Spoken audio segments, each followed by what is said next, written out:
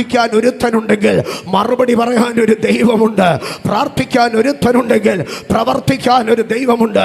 ഈ രാത്രി ഞാൻ നിന്നെ ചലഞ്ച് ചെയ്യുന്നു. പ്രാർത്ഥിക്കാമോ?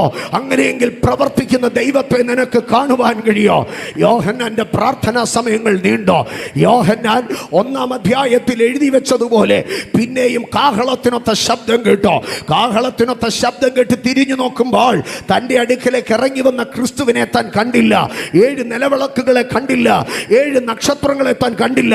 പക്ഷേ ഭൂമിയിൽ ഒന്നും താൻ കാണാതിരിക്കുമ്പോൾ പെട്ടെന്ന് തൻ്റെ അന്തരാത്മാവ് പറഞ്ഞു, നിന്റെ ജീവിതത്തിൽ ഭൂമിയിൽ ഒന്നും പ്രത്യേകിച്ച് കാണാതിരിക്കുമ്പോൾ നിന്റെ കണ്ണുകൾ ഉയരത്തിലേക്ക് ഉയർത്തണം. ആമേൻ. 4-ാം അധ്യായത്തിൽ കാഹളത്തിനൊത്ത ശബ്ദം കേട്ട് ഒന്നും കാണാതിരുന്ന യോഹന്നാൻ തൻ്റെ കണ്ണുകൾ പതുക്കെ ഉയരത്തിലേക്ക് തിരിച്ചു. യോഹന്നാൻ കണ്ടു, ഇതാ തുറന്നിരിക്കുന്ന ഒരു വാതിൽ.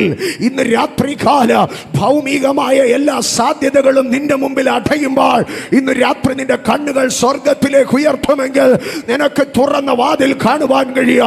റോമാ സാമ്രാജ്യ സകല വാതിലുകൾ യോഹന്നാന്റെ മുമ്പിൽ കൊത്തിയടച്ച രാത്രിയിൽ സ്വർഗം യോഹന്നാനെ കാണിച്ചു, ഇതാ ഞാൻ നിന്റെ മുമ്പിൽ ഒരു വാതിൽ തുറന്നു വെച്ചിരിക്കുന്നു.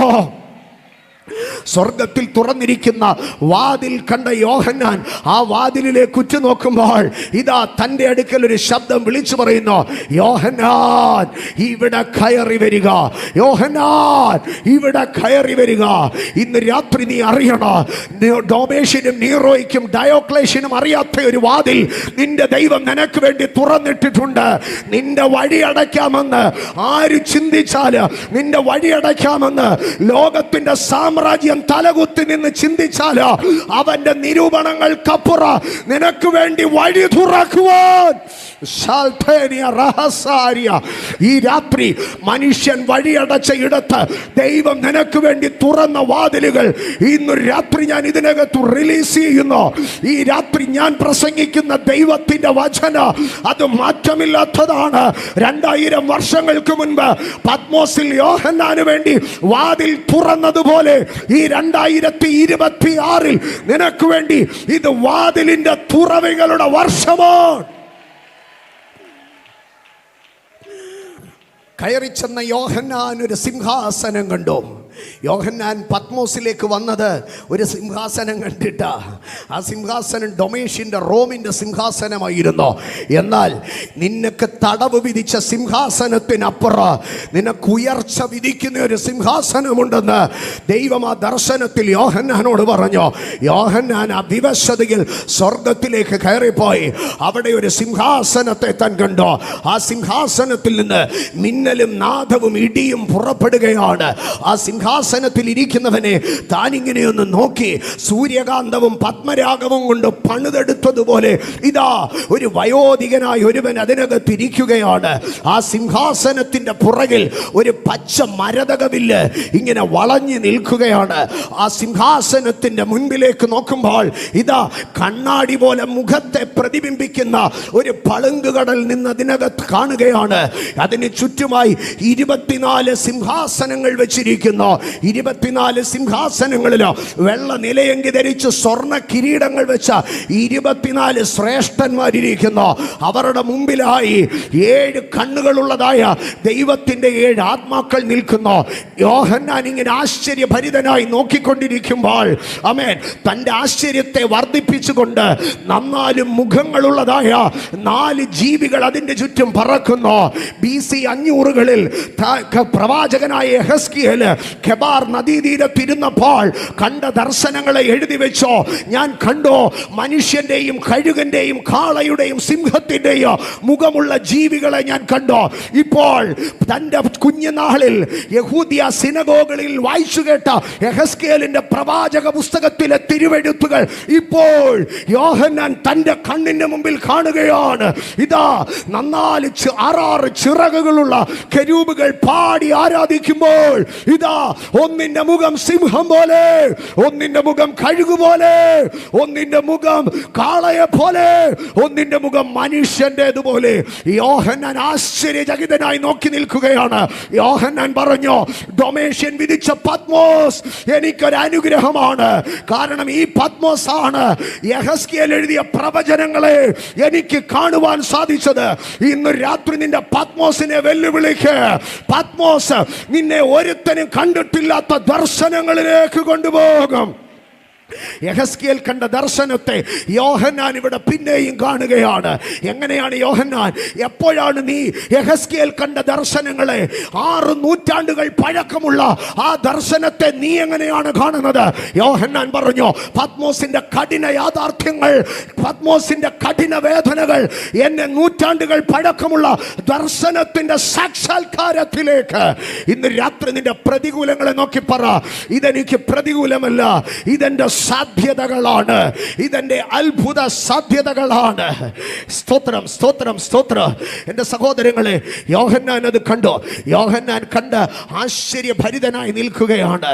യോഹന്നാൻ ആശ്ചര്യഭരിതനായി നിൽക്കുമ്പോൾ സ്തോത്രം, യോഹന്നാൻ ഒരു ആരാധനാഗീതം കേൾക്കുകയാണ്. ഞാൻ ഇത്രയും നേരം പറഞ്ഞുകൊണ്ടിരുന്നത് വെളിപ്പാട് പുസ്തകം 4-ാം അധ്യായത്തിൻ്റെ ഒരു സംക്ഷിപ്ത ഭാഗമാണ്. വെളിപ്പാട് പുസ്തകം 4-ാം അധ്യായത്തിൽ സിംഹാസനവും പച്ച മരതകമില്ലോ, കണ്ണാടിക്കടലും 24 സിംഹാസനസ്ഥന്മാരും സ്വർണ്ണക്കിരീടങ്ങളോ, 4 മുഖങ്ങളും ജീവികളും കെരൂബുകളും പറഞ്ഞ അനന്തര ആ 4-ാം അധ്യായം അവസാനിക്കുന്നത് ഒരു ആരാധനയ്ക്കകത്താണ്. എന്താണ് ആരാധനാ ഗീതം എന്നറിയാമോ? വെളിപ്പാട് പുസ്തകം 4-ാം അധ്യായത്തിലേക്ക് കടന്നു വരുമ്പോൾ 4-ാം അധ്യായത്തിന് 11 വാക്യങ്ങളാണുള്ളത്. അതിൻ്റെ 11-ാം വാക്യം ഇങ്ങനെയാണ് എഴുതിയിരിക്കുന്നത്: കർത്താവേ, നീ സർവവും സൃഷ്ടിച്ചവനോ, എല്ലാം നിന്റെ ഇഷ്ടം ഹേതുവാൽ ഉണ്ടായതും സൃഷ്ടിക്കപ്പെട്ടതുമാകയാൽ മഹത്വമോ ബഹുമാനമോ ശക്തിയോ കൈക്കൊള്ളുവാൻ യോഗ്യനെന്ന് പറഞ്ഞുകൊണ്ട് തങ്ങളുടെ കിരീടങ്ങൾ സിംഹാസനത്തിന് മുമ്പിൽ ഇടുകയാണ്. 24 സിംഹാസനസ്ഥർ അവിടെ സിംഹാസനത്തിലിരിക്കുന്ന ദൈവത്തെ ആരാധിക്കുന്നു. അവർ പറയുന്ന ആരാധനയുടെ ശബ്ദം എന്താണെന്നറിയാമോ? സകലവും നീ സൃഷ്ടിച്ചതാണ്, തീർന്നില്ല, സകലവും നിന്റെ ഇഷ്ടത്താൽ സൃഷ്ടിക്കപ്പെട്ടതാണ് എന്ന് പറഞ്ഞാൽ ജീവിതത്തിൽ ദൈവം അനുവദിക്കാതെ എന്നല്ല, ദൈവത്തിൻ്റെ ഇഷ്ടമില്ലാതെ ഭൂതലത്തിൽ ഒരു സംഗതിയും സംഭവിക്കത്തില്ല.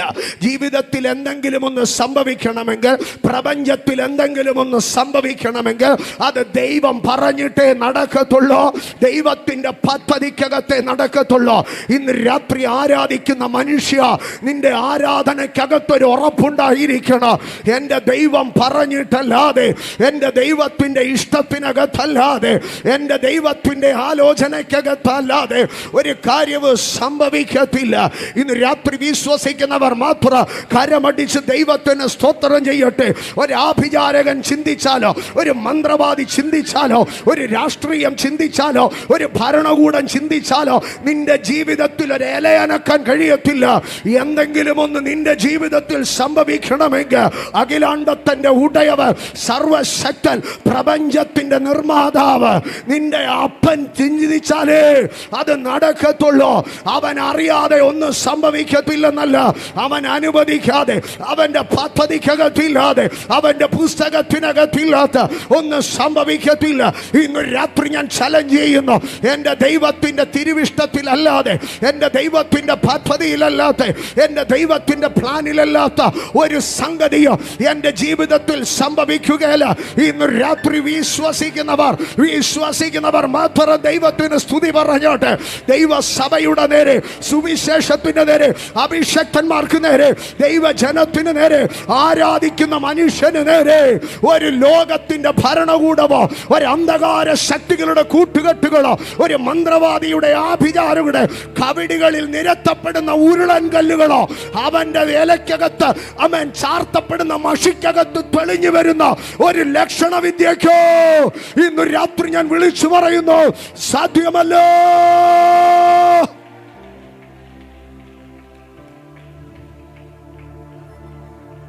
അതുകൊണ്ട് ഞങ്ങൾ പറയും, എൻ തലയിലെ മുടികളുമെല്ലാം നിർണയമവൻ നീ അറിയുന്നു. പറഞ്ഞേ, എൻ തലയിലെ മുടികളുമെല്ലാം നിർണയമവൻ നീ അറിയുന്നു. ഒന്നതിൽ നിലത്തു വീണിടണമെങ്കിൽ, ഒന്നതിൽ നിലത്തു വീണിടണമെങ്കിൽ ഉന്നതനറിഞ്ഞേ സാധ്യമായിടൂ.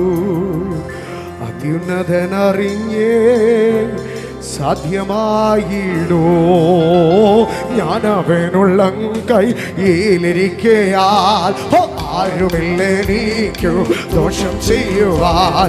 ഓ, ഞാൻ അവനുള്ള കൈയിലിരിക്കയാൽ ആരുമില്ലെനിക്കു ദോഷം ചെയ്യുവാൻ. ഓ, ഇന്നെനിക്കു വന്നു നേരിടുന്നതെല്ലാം, ഇന്നെനിക്ക് വന്നു നേരിടുന്നതെല്ലാം തൻഹിതമാണെന്നു ഞാൻ അറിയുന്നു. ഓ, തൻഹിതമാണെന്നു ഞാൻ അറിയുന്നു.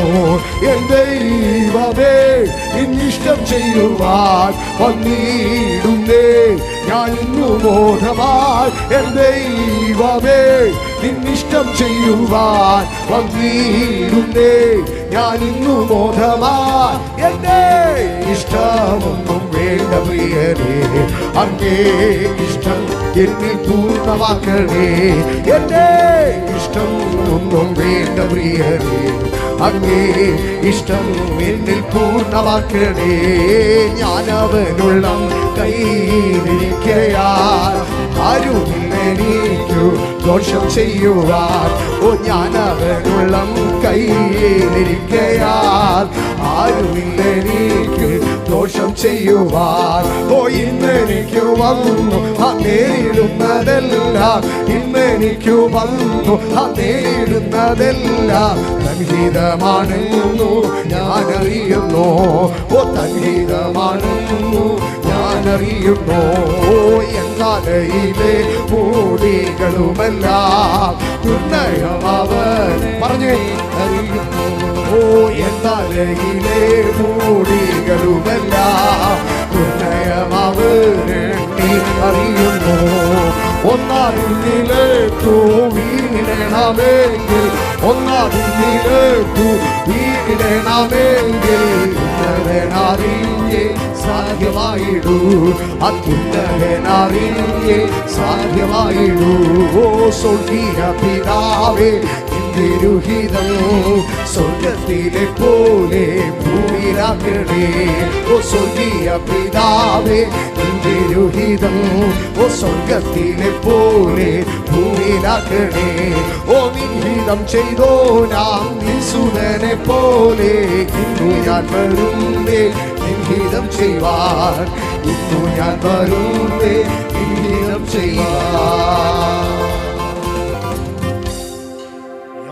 സ്വർഗത്തിൽ കേട്ട ആരാധനയുടെ ഒന്നാമത്തെ ശബ്ദമിതാ: എൻ്റെ ദൈവത്തിൻ്റെ ഹിതമല്ലാതെ ഉലകത്തിലൊന്നും പണിയപ്പെടത്തില്ല, ഉലകത്തിലൊന്നും സൃഷ്ടിക്കപ്പെടത്തില്ല.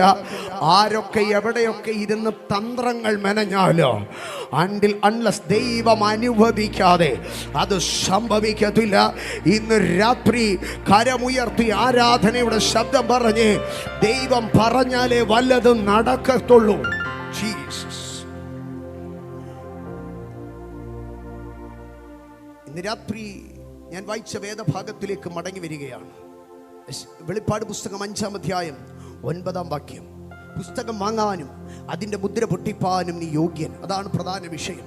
അടുത്ത ഭാഗത്തിലേക്ക് വരുമ്പോൾ പറയുകയാണ്, നീ അറുക്കപ്പെട്ടു, നിന്റെ രക്തം കൊണ്ട് സർവ്വഗോത്രത്തിലും ഭാഷയിലും വംശത്തിലും ജാതിയിലും നിന്നുള്ളവരെ ദൈവത്തിനായി വിലയ്ക്ക് വാങ്ങി.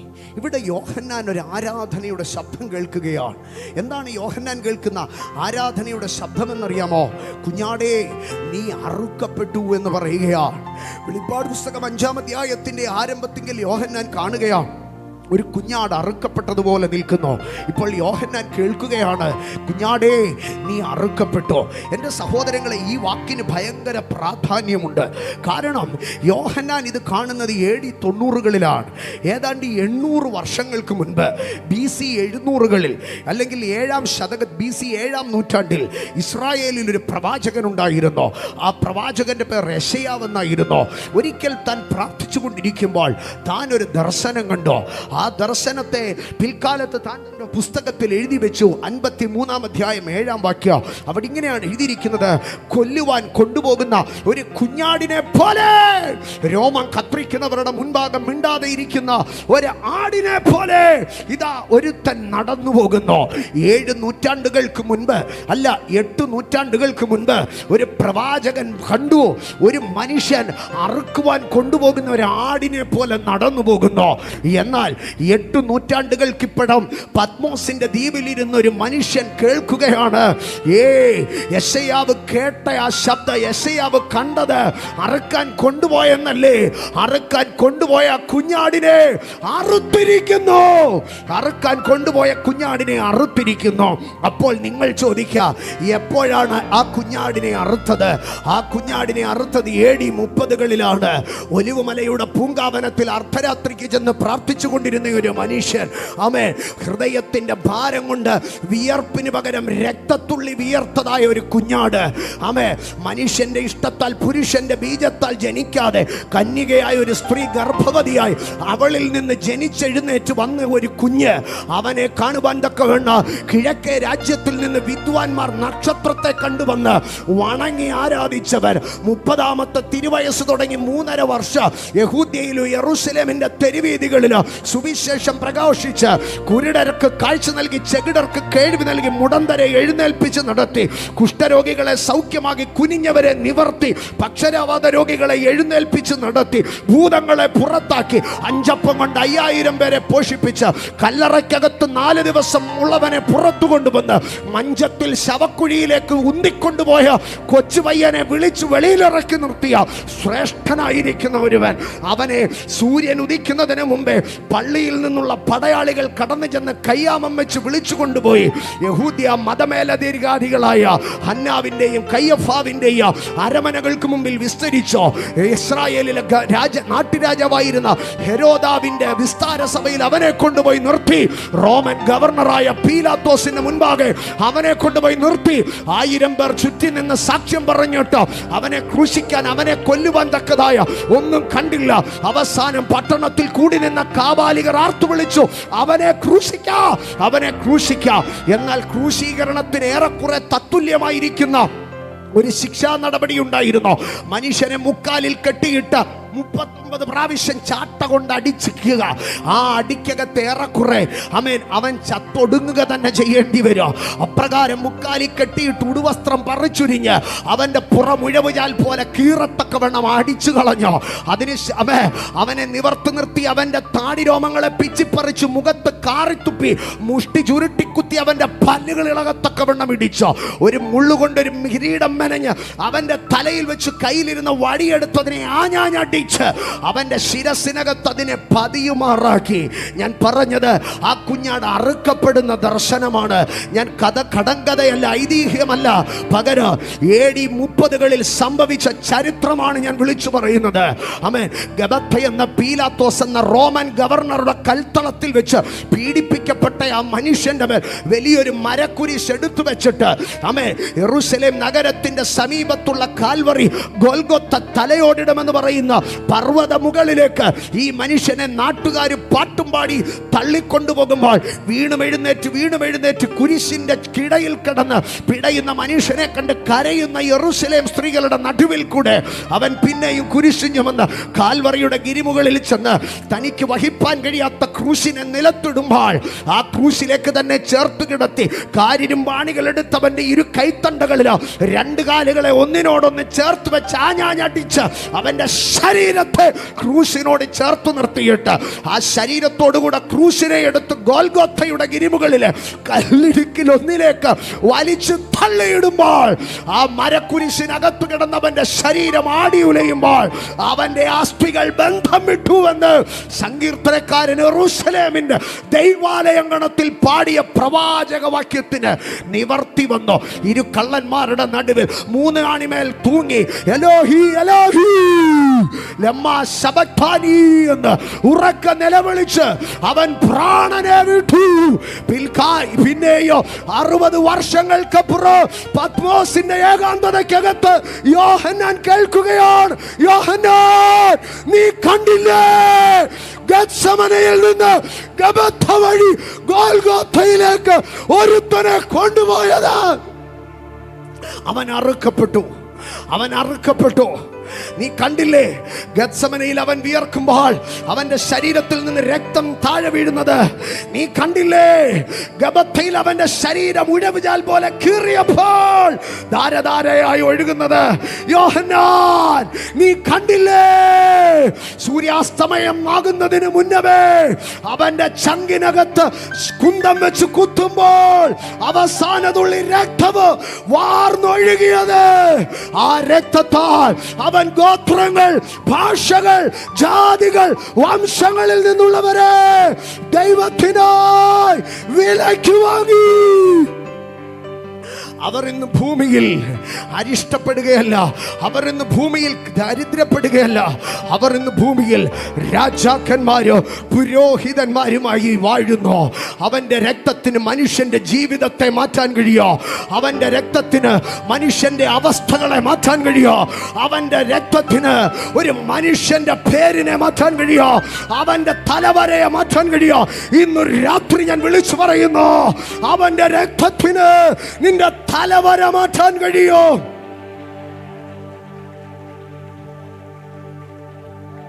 ഇതൊക്കെ പറയുന്നതിന് മുന്നമേ യോഹന്നാൻ കേട്ട ശബ്ദം എന്താണെന്നറിയാമോ? ആരാധനയുടെ ഒന്നാമത്തെ ശബ്ദം, കുഞ്ഞാടേ നീ യോഗ്യനാണ്. എന്തിനാണ് യോഗ്യൻ? പുസ്തകം വാങ്ങുവാനും അതിൻ്റെ മുദ്രകളെ പൊട്ടിപ്പാനും അത് തുറക്കുവാനും അത് വായിപ്പാനും നീ യോഗ്യനാണ്.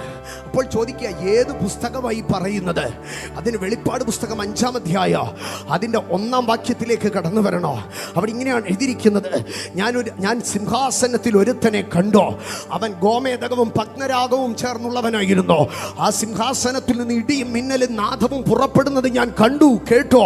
ആ സിംഹാസനത്തിൽ ഇരിക്കുന്നവൻ്റെ വലങ്കയിൽ ഞാനൊരു പുസ്തകം കണ്ടു. ആ വലങ്കയിൽ ഇരിക്കുന്ന പുസ്തകം, മലയാളത്തിൽ അത് പുസ്തകമെന്നാണ്, എന്നാൽ മൂലഭാഷയിൽ അക്കാലഘട്ടത്തിലെ ചുരുൾ എന്നാണ് എഴുതിയിരിക്കുന്നത്. And I so A scroll in his hand. ഒരു ചുരുൾ അവന്റെ കരങ്ങളിൽ ഇരിക്കുന്നു. എന്നിട്ട് അതിങ്ങനെയാണ്, വെളിപ്പാട് പുസ്തകം 5-ാം അധ്യായം 1-ാം വാക്യം എഴുതിയിരിക്കുന്നു, ഞാൻ സിംഹാസനത്തിൽ ഇരിക്കുന്നവന്റെ വലം കൈയിൽ അകത്തും പുറത്തും എഴുത്തുള്ളതായി 7 മുദ്രയാൽ മുദ്രയിട്ട ഒരു പുസ്തകം കണ്ടോ. യോഹന്നാൻ ഒരു പുസ്തകത്തെ കണ്ടോ, ഒരു ചുരുളിനെ കണ്ടോ. ആ ചുരുളിന്റെ പ്രത്യേകത എന്താണെന്നറിയാമോ? അകത്തും പുറത്തും എഴുത്തുണ്ട്. എൻ്റെ സഹോദരങ്ങളെ, ഞാനൊരു കാര്യം പറയാം, ഈ അകത്തും പുറത്തും എഴുത്ത് വരിക എന്ന് പറഞ്ഞാൽ ഇന്ന് നമ്മളെ സംബന്ധിച്ച് സ്തോത്രം, ഒരു പേപ്പറിൻ്റെ ബോത്ത് സൈഡ്, 2 സൈഡും എഴുതുക എന്ന് പറയുന്നത് ഒരു വലിയ കാര്യമല്ല. പക്ഷേ ഇത് 2000 വർഷങ്ങൾക്ക് മുൻപ് പാപ്പിറസിനകത്ത്, തുകലിനകത്ത് എഴുതുന്ന കാലഘട്ടങ്ങളിൽ ഒരു തുകലിൻ്റെ 2 സൈഡിലും ഒരിക്കലും എഴുതാൻ കഴിയത്തില്ല. ഒരു തുകലിൻ്റെ ഒരു ഭാഗത്ത് മാത്രമേ എഴുതാൻ കഴിയത്തുള്ളൂ. പക്ഷേ യോഹന്നാൻ കണ്ടു, ലോകത്തിന് അസംഭവ്യമായ അളവിൽ, ലോകത്തിന് അസാധ്യമെന്ന് പറഞ്ഞ അളവിൽ ഇതാ ഒരു ചുരുളിനകത്ത് അകത്തും പുറത്തും എഴുതിയിരിക്കുന്നു. അപ്പോൾ യോഹന്നാൻ ഒരു കാര്യം മനസ്സിലായി, ഭൂമിയിലെ ഒരുത്തനല്ല ഇത് എഴുതിയിരിക്കുന്നത്, ലോകത്തിലെ ഒരുത്തനല്ല ഇത് എഴുതിയിരിക്കുന്നത്, സ്വർഗത്തിലെ ഒരു ലിപിക്കകത്ത്, സ്വർഗത്തിലെ ചുരുളിനകത്താണ് ഇത് എഴുതിയിരിക്കുന്നത്. ഇന്ന് രാത്രി നീ തിരിച്ചറിയണം, നിന്റെ ജീവിതം എഴുതപ്പെട്ടിരിക്കുന്നത് ഒരു മനുഷ്യന്റെ പുസ്തകത്തിലല്ല. നിന്റെ ഭാവി എഴുതപ്പെട്ടിരിക്കുന്നത് അത് ദൈവത്തിന്റെ പുസ്തകത്തിലാണ്. അത് ലോകത്തിൽ ഒരു മനുഷ്യന് എഴുതാൻ കഴിയാത്ത അളവിലാണ് അത് എഴുതി വെച്ചിരിക്കുന്നത്. 2000 വർഷങ്ങൾക്ക് മുൻപ് ഒരു തുകലിന്റെ ഒരു വശത്ത് മാത്രം എഴുതുന്ന കാലഘട്ടത്തിൽ ഇതാ തുകലിന്റെ 2 വശത്തും എഴുതി വെച്ചിരിക്കുന്ന ഒരു സംഗതി കണ്ടോ. ഇനി മാത്രമല്ല, അകത്തും പുറത്തും എഴുതി കഴിഞ്ഞാൽ ഒരു പ്രശ്നമുണ്ട്. എന്താണെന്നറിയാമോ? ആമേൻ. പിന്നെ അതിന്റെ കൂടെ എന്ത് ചെയ്യാൻ കഴിയത്തില്ല? പിന്നെ അതിൻ്റെ കൂടെ എന്ത് ചെയ്യാൻ കഴിയത്തില്ല, ഒരു വാക്കുപോലും ഒന്ന് എഴുതി ചേർക്കാൻ കഴിയത്തില്ല. ഇന്ന് രാത്രി ഞാൻ പറയട്ടെ, നിന്നെക്കുറിച്ച് ദൈവത്തിൻ്റെ പുസ്തകത്തിൽ എഴുതി വെച്ചിരിക്കുന്നതിനകത്ത് ഒരു വള്ളിയെങ്കിലും പുള്ളിയെങ്കിലും കൂട്ടിച്ചേർക്കാൻ ഉലകത്തിൽ ഒരുത്തനും കഴിയത്തില്ല. അതിൻ്റെ അകത്തും പുറത്തും എഴുതി വെച്ചിരിക്കുകയാണ്. ഇന്ന് രാത്രി അമ്മയുടെ ഉദരത്തിൽ ഉരുവാകുന്നതിന് മുൻപ് സ്വർഗത്തിലെ ദൈവം നിന്നെക്കുറിച്ച് എഴുതിയ പുസ്തകത്തിനകത്ത് നിന്റെ ജീവിതത്തിൻ്റെ നേർവഴികളെ, നിന്റെ ജീവിതത്തിൻ്റെ നാൾവഴികളെ എഴുതിയ പുസ്തകത്തിനകത്ത് ഉലകത്തിലെ ഒരുത്തൻ ചിന്തിച്ചാൽ അതിനകത്തൊരു വള്ളിയാകട്ടെ പുള്ളിയാകട്ടെ ഒരക്ഷരമാകട്ടെ വാക്കാകട്ടെ എഴുതി ചേർക്കാൻ കഴിയത്തില്ല. ഇന്ന് രാത്രി വിശ്വസിക്കുന്നവർ മാത്രം, ഏത് ഭരണകൂടം എനിക്കെതിരെ തിരിഞ്ഞാൽ, ഏത് മനുഷ്യൻ എനിക്കെതിരെ തിരിഞ്ഞാൽ, ഏത് ജാതീയ ശക്തികൾ എനിക്കെതിരെ തിരിഞ്ഞാൽ, ഏത് സമുദായങ്ങൾ കൊമ്പുകോർത്താൽ എൻ്റെ ജീവിതത്തിനകത്ത് ഒരു പുതിയ വാക്ക് എഴുതി ചേർക്കാൻ ഒരുത്തനും കഴിയത്തില്ല. ഒരു ശാപത്തിന്റെ വാക്കോ, ഒരു ബന്ധനത്തിന്റെ വാക്കോ, ഒരു കഷ്ടതയുടെ എപ്പിസോഡോ ഒരുത്തൻ എഴുതി ചേർക്കാൻ കഴിയത്തില്ല. കാരണം അത് അകത്തും പുറത്തോ എൻ്റെ ദൈവം എഴുതി വെച്ചിരിക്കുകയാണ്. അകത്തും പുറത്തും എഴുതിയിരിക്കുന്നു എന്ന് പറഞ്ഞാൽ ലോകത്തിൽ ആർക്കും എഴുതാൻ പറ്റാത്തതുപോലെ എൻ്റെ ദൈവം എനിക്ക് വേണ്ടി എഴുതി വെച്ചിരിക്കുന്നു. ആമേൻ. എന്നിട്ട് അടുത്തതായിട്ട് പറയുകയാണ്, അതെന്ത് ചെയ്യുകയാണെന്നറിയാമോ? അത് 7 മുദ്രകളാൽ മുദ്രയിടപ്പെട്ട് വെട്ടിച്ചിരിക്കുക. എന്ന് പറഞ്ഞാൽ നിന്റെ ജീവിതത്തെ വേറൊരുത്തന് തുറന്നു വായിക്കാൻ കഴിയത്തില്ലെന്ന്. ഇത് മുദ്രയിട്ട് വെച്ചിരിക്കുന്ന പുസ്തകമാണ്. ഇന്ന് രാത്രി ഞാൻ വിളിച്ചു പറയാ, ആമേൻ, ഒരു അഭിഷേകത്തിന്റെ കൃപ വീണ ദൈവ പദ്ധതി അകത്തുള്ള ഒരു മനുഷ്യനെ കുറിച്ച് ഉലകത്തിലെ ഒരു മഷിനോട്ടക്കാരനോ, ഒരു വിധിയെഴുത്തുകാരനോ, ഒരു ലക്ഷണ വിദ്യക്കാരനോ ആമേൻ അവന്റെ ഭാവിയെ നിർണയിക്കാൻ കഴിയത്തില്ല. ഇന്ന് രാത്രി ഞാൻ വിളിച്ചു പറയുന്നു, നിന്നെ കുറിച്ച് ആരൊക്കെ ഭാവി എഴുതിയാലോ അത് തിരുത്തപ്പെടും. കാരണം അവൻ എഴുതിയതല്ല വാസ്തവ. നിന്നെ കുറിച്ച് എഴുതിയ ജ്യോതിഷം സംഭവിക്കത്തില്ല, നിന്നെ കുറിച്ച് എഴുതിയ ജാതകം സംഭവിക്കത്തില്ല. കാരണം നിന്നെ കുറിച്ച് ദൈവം എഴുതി വെച്ച പുസ്തകം, നിന്നെ കുറിച്ച് ദൈവം എഴുതി വെച്ച പുസ്തകം അത് ദൈവം മുദ്രയിട്ട് വെച്ചതാ. അത് ആർക്കും തുറന്നു വായിക്കാൻ കഴിഞ്ഞിട്ടില്ല. അതാർക്കും തുറന്നു വായിക്കാൻ കഴിഞ്ഞിട്ടില്ല. അങ്ങനെയെങ്കിൽ നിങ്ങൾ ചോദിക്കും, അപ്പോൾ ജ്യോതിഷി അന്ന് പറഞ്ഞതോ, ജാതകത്തിൽ അന്ന് പറഞ്ഞതോ? ഞാൻ പറയാം സഹോദരങ്ങളെ, അത് ഡ്യൂപ്ലിക്കേറ്റാ പറഞ്ഞത്. ഒറിജിനൽ ഇതുവരെ ആരും കണ്ടിട്ടില്ല. കാരണം വിശുദ്ധ തിരുവെഴുത്ത് പറയുന്നു, ദൈവം തന്നെ സ്നേഹിക്കുന്നവർക്ക് വേണ്ടി എഴുതി വെച്ചിട്ടുള്ളത് ഒരു കണ്ണും കണ്ടിട്ടില്ല, അത് ഒരുത്തനും വായിച്ച് വേറൊരുത്തൻ്റെ ചെവിയിൽ കേട്ടിട്ടില്ല. ഇനി അതിനകത്ത് എന്താ എഴുതിയിരിക്കുന്നതെന്ന് ഒരു മനുഷ്യന്റെ ഹൃദയത്തിൽ തോന്നിയിട്ട് പോലുമില്ല. It's A mystery. അതൊരു രഹസ്യമാണ്. നിന്റെ ജീവിതം ഒരു രഹസ്യമാണ്. നിന്റെ ജീവിതത്തിൽ നാളെ എന്ത് സംഭവിക്കുമെന്നുള്ളത് ഒരു രഹസ്യമാണ്. അത് നിനക്കോ നിന്റെ കുടുംബക്കാർക്കോ ഉലകത്തിൽ ഒരു പ്രവാചകനോ അത് വായിക്കാൻ കഴിയത്തില്ല. It's A mystery. അതൊരു അത്ഭുതമാണ്. അത് വെളിപ്പെടുമ്പോൾ നിന്റെ ജീവിതത്തിന്റെ നാളുകളിൽ എന്ത് സംഭവിക്കുമെന്ന് കാണുമ്പോൾ ലോകം ആശ്ചര്യപ്പെടും, വിസ്മയമായിരിക്കോ, അത്ഭുതമായിരിക്കോ, അതിശയമായിരിക്കോ. അത് ആർക്കും വായിപ്പാൻ കഴിയാത്തതാണ്. 7 മുദ്രകളാൽ മുദ്രയിടപ്പെട്ട് വെച്ചിരിക്കുന്ന പുസ്തകം. ആമേൻ. പക്ഷേ അത് പൊട്ടിക്കണ്ടേ? അതൊന്ന് വായിക്കണ്ടേ? നിന്നെ കുറിച്ചുള്ള ദൈവത്തിൻ്റെ പദ്ധതി ലോകം അറിയണ്ടേ? നിന്നെക്കുറിച്ചുള്ള ദൈവത്തിൻ്റെ അനുഗ്രഹം ലോകം അറിയണ്ടേ? നിന്നെക്കുറിച്ചുള്ള ദൈവത്തിൻ്റെ വരദാനങ്ങൾ ലോകം അറിയണ്ടേ? എൻ്റെ കുഞ്ഞെ, എൻ്റെ സഹോദര, എൻ്റെ സ്നേഹിത, ഇന്ന് രാത്രി ഞാൻ നിന്നോട് പറയട്ടെ, നിന്നെക്കുറിച്ച് ദൈവത്തിനൊത്തിരി പദ്ധതികളുണ്ട്, നിന്നെക്കുറിച്ച് ദൈവത്തിനൊത്തിരി പ്ലാനുകളുണ്ട്, നിന്നെക്കുറിച്ച് ദൈവത്തിനൊത്തിരി സ്വപ്നങ്ങളുണ്ട്. പക്ഷേ ആ സ്വപ്നങ്ങൾ വെളിപ്പെടണമെങ്കിൽ, ആ സ്വപ്നങ്ങൾ വെളിയിൽ വരണമെങ്കിൽ ഇന്ന് രാത്രി നീ ഒരു യാഥാർത്ഥ്യം തിരിച്ചറിയണോ? ആ പുസ്തകം ഒന്ന് തുറന്നു വായിക്കണോ? ആ പുസ്തകം തുറന്നു വായിക്കാൻ ഒരാൾക്കേ കഴിയത്തുള്ളൂ. അറുക്കപ്പെട്ട സ്വന്തം രക്തം കൊണ്ട് ഗോത്രങ്ങൾ, ഭാഷകൾ, ജാതികൾ, വംശങ്ങളിൽ നിന്നുള്ളവരെ വിലയ്ക്ക് വാങ്ങാൻ തക്കവണ്ണം ഭൂമിയിൽ അവതരിച്ച ഒരുത്തനുണ്ട്. അത് ഞാൻ പ്രസംഗിക്കുന്ന യേശു ക്രിസ്തുവാണ്. അത് ഞാൻ പ്രസംഗിക്കുന്ന യേശു ക്രിസ്തുവാണ്. അത് ഞാൻ ഉയർത്തിപ്പറയുന്ന യേശു ക്രിസ്തുവാണ്. അവന് മാത്രമേ കഴിയത്തുള്ളൂ. ഇന്ന് രാത്രി നീ യേശുവിങ്കലേക്ക് വാ. ഈ രാത്രി നീ യേശുവിങ്കലേക്ക് യേശുവിങ്കലേക്ക് വാ. ഈ രാത്രി നീ യേശുവിങ്കലേക്ക് വാ.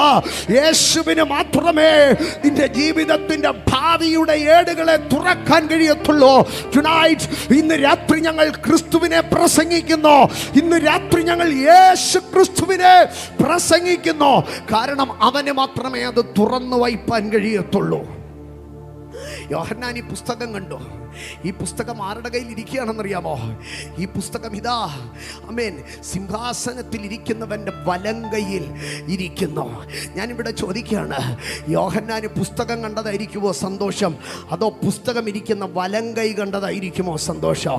ഇന്ന് രാത്രി ഞാൻ പറയാ, പുസ്തകം രണ്ടാമത്. പക്ഷേ യോഹന്നാൻ ആശ്ചര്യപ്പെട്ടത് എന്ത് കണ്ടിട്ടായിരിക്കുമെന്നറിയാമോ? യോഹന്നാൻ കണ്ടു ദൈവത്തിൻ്റെ വലങ്കൈ കണ്ടോ. യോഹന്നാൻ ദൈവത്തിൻ്റെ വലങ്കൈ കണ്ടോ.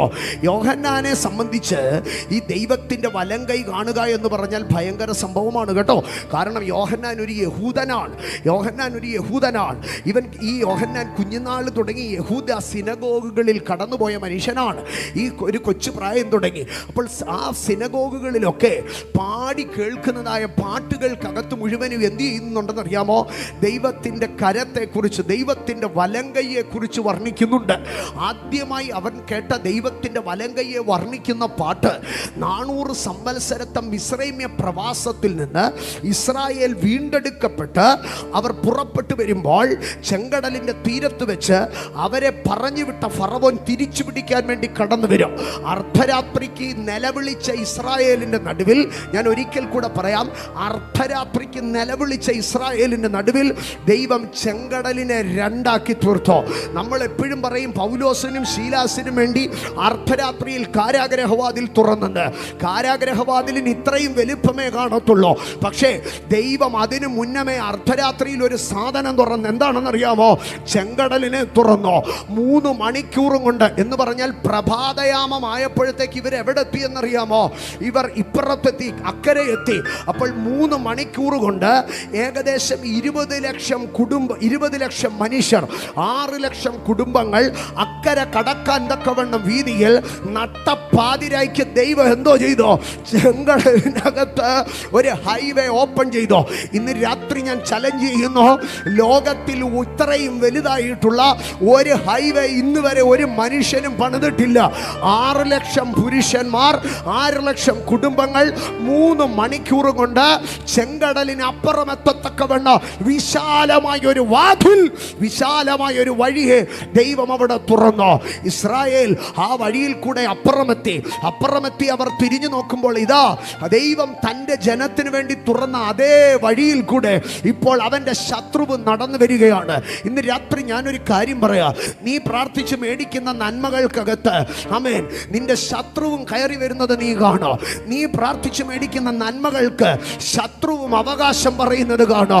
പക്ഷേ ഇസ്രായേലിൻ്റെ പ്രാർത്ഥനയുടെ നടുവിൽ, ഇസ്രായേലിൻ്റെ നിലവിളിയുടെ നടുവിൽ, മോശയുടെ വലങ്കയുടെ മുൻപാകെ തുറക്കപ്പെട്ട ചെങ്കടലിൽ ഫറവോന്റെ ഇരുമ്പ് രഥങ്ങൾ ഇറങ്ങി, ഫറവോന്റെ കുതിരകൾ കുളമ്പടി വെച്ച് മുന്നേക്ക് വരികയാണ്. പക്ഷെ പ്രഭാതയാമത്തിൽ ചെങ്കടലിന്റെ ഇപ്പുറത്ത് നിൽക്കുന്ന മോശയുടെ വലങ്കരം പിന്നെയും ഉയരുമ്പോൾ ചിറ പോലെ ഒതുങ്ങി നിന്ന ചെങ്കടൽ തിരികെ വന്നു. ആ ചെങ്കടലിൻ്റെ ആഴങ്ങളിലേക്ക് ഇറങ്ങി നിന്ന ഫറവോന്റെ ഇരുമ്പ് രഥങ്ങളോ, കുഞ്ചിരോമങ്ങളെ കുലുക്കി ആടി വന്ന കുതിരകളും നിലംപരിചായി വീണു. കുതിര കുളമ്പടികൾ ഖട്ടനം ചെയ്യപ്പെട്ട രാത്രി. സ്തോത്ര. തേരുകളുടെയും രഥങ്ങളുടെയും ചക്രങ്ങൾ ഊരിത്തെരിച്ച രാത്രി. രാജാക്ക് കൊമ്പ് കുലുക്കി വന്ന മിസ്രൈമ്യ അധികാര വൃന്ദം മുഴുവൻ ചെങ്കടലിന്റെ ആഴത്തിൽ അവൻ മുങ്ങി താഴാൻ തുടങ്ങി. അവന്റെ ഘനമേറിയ ഇരുമ്പ് രഥങ്ങൾ കടലിന്റെ ആഴത്തിൽ ഒതുങ്ങുമ്പോൾ അവന്റെ ശവം ഇത് തീരത്തടിഞ്ഞു കിടക്കുകയാണ്. പ്രഭാതത്തിൽ സൂര്യൻ ഉദിക്കുമ്പോൾ ഇസ്രായേൽ നിരകൾ ചെങ്കടലിന്റെ തീരത്ത് നോക്കുമ്പോൾ കഴിഞ്ഞ വർഷങ്ങളിൽ തങ്ങളെ ഭീതിപ്പെടുത്തിയ ഫറവോന് സൈന്യവും ചെങ്കടലിന്റെ തീരത്ത് അടിഞ്ഞു കിടക്കുന്ന ശവങ്ങളായിട്ട് പെട്ടെന്ന് അതിനകത്തൊരു പെങ്കൊച്ചുണ്ടായിരുന്നു. അവൾ അവളുടെ ഭാണ്ഡക്കെട്ടിനകത്തുനിന്ന്, അവൾ അവളുടെ കൊച്ചു സഞ്ചിക്കകത്തുനിന്ന് ഒരു തപ്പെടുത്ത് അമേ ഇങ്ങനെ നിൽക്കുകയാണ്. അമേ ആ സഞ്ചിക്കകത്തുനിന്ന് ആ സ്ത്രീ ഒരു തപ്പു എടുത്ത് നിൽക്കുകയാ. ഞാനിങ്ങനെ ആശ്ചര്യപ്പെട്ട ആ സ്ത്രീയുടെ അടുക്കൽ ചോദിച്ച, അല്ല സഹോദരി, നിങ്ങളൊരു സംഭവം കേട്ടോ, എന്താണെന്നറിയാമോ? ഇത്രകാലം ചെളിക്കണ്ടിലും വൈക്കോൽ കൂനയിലും ഇഷ്ടികക്കളത്തിലും കിടന്നപ്പോൾ നിനക്ക് എങ്ങനെ തോന്നി ഒരു തപ്പെടുക്കാൻ? ജീവിതത്തിൽ എന്തെങ്കിലും ഒരു സന്തോഷം ഉണ്ടാകുമെന്ന് നീ സ്വപ്നം കണ്ടോ? നിനക്ക് ഇഷ്ടികക്കളത്തിൽ കിടന്നപ്പോൾ ഒരു തപ്പുണ്ടാക്കാൻ ആര് നിനക്ക് പറഞ്ഞു തന്നോ? ജീവിതത്തിൽ ഇന്ന് വരെ നീ സന്തോഷം അറിഞ്ഞിട്ടില്ല. നിനക്കൊരാങ്ങളെ ഉണ്ടായിരുന്നത് എങ്ങോട്ടോ ഓടിപ്പോയി, പിന്നൊരാങ്ങളെ ഉണ്ടായിരുന്നതിനെ കാണാനില്ല. അപ്പനും അമ്മയും വേദനയിൽ മരിച്ചുപോയി. കഠിനമായ കഷ്ടതയ്ക്കകത്ത്, അടിമവൃത്തിക്കകത്ത് നീ ജീവിച്ചിട്ട് നീ എന്തിനാ ഇങ്ങനൊരു തപ്പുണ്ടാക്കിയത്? അവൾ പറഞ്ഞോ, ജീവിതത്തിന്റെ അടിമത്വങ്ങൾക്കകത്ത്, ഇഷ്ടിക കളത്തിനകത്ത്, വൈക്കോൽ കൂനയ്ക്കകത്ത്, ചെളിക്കുണ്ടിനകത്തും കിടക്കുമ്പോഴോ എനിക്കൊരു ഉറപ്പുണ്ടായിരുന്നു. ഞങ്ങളുടെ പിതാക്കന്മാരോട് വാഗ്ദത്തം ചെയ്ത ഒരുത്തൻ സ്വർഗത്തിൽ ജീവിച്ചിരിപ്പുണ്ട്. അവൻ ഈ അടിമത്വത്തിൽ നിന്ന് ഞങ്ങളെ പുറത്തു കൊണ്ടുവരും. അവൻ ഞങ്ങളുടെ ജീവിതത്തിന്റെ അവസ്ഥ മാറ്റം. ഇഷ്ടിക കളത്തിലിരുന്ന എന്റെ കരത്തിൽ ദൈവത്തിന്റെ സന്തോഷത്തിന്റെ തപ്പ് വരും. അവൾ ഉറപ്പുള്ളവളായിരുന്നു.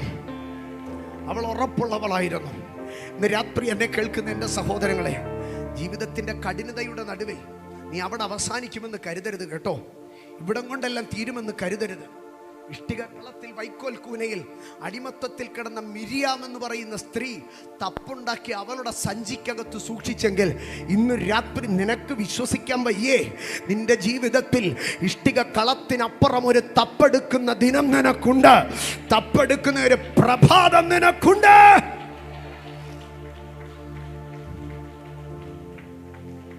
അവളന്ന് തപ്പെടുത്ത് പാടി. അന്ന് അവള് തപ്പെടുത്ത് പാടിയപ്പോൾ 3 കാര്യം പറഞ്ഞു ദൈവത്തിന്റെ വലങ്കയ്യെ കുറിച്ച്. പുറപ്പാട് പുസ്തകം 15-ാം അധ്യായം 6-ാം വാക്യത്തിൽ അവൾ പറഞ്ഞു, ഞാൻ കണ്ടു ദൈവത്തിന്റെ വലങ്കൈ, the glorious right hand of God. നിന്റെ ദൈവത്തിന്റെ വലങ്കൈക്ക് എന്തോ ഇത്ര മഹത്വം?